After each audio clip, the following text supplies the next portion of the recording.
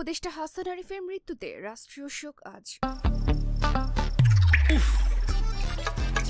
কুয়াশায় সালসুইয়ে পানি আর কত হয়রানি আছে সমাধান। বসত ঘরে লাগাও আনোয়ার শীট, সারা ঘর থাকে শুকনা, সর্দি কাশিও থাকে দূরে। আনোয়ার শীট। অন্তর্বর্তী সরকারের উপদেষ্টা এএফ হাসান আরিফের মৃত্যুতে আজ রাষ্ট্রীয়ভাবে শোক পালন করা হবে। রোববার মন্ত্রিপরিষদ বিভাগ থেকে এ সংক্রান্ত প্রজ্ঞাপন জারি করা হয়েছে।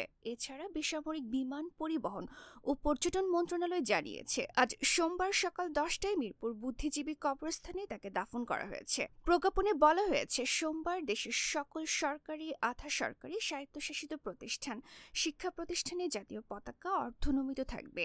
পাশাপাশি সকল সরকারি, বেসরকারি ভবন ও বিদেশি বাংলাদেশি মিশনীয় জাতীয় পতাকা অর্ধনমিত থাকবে।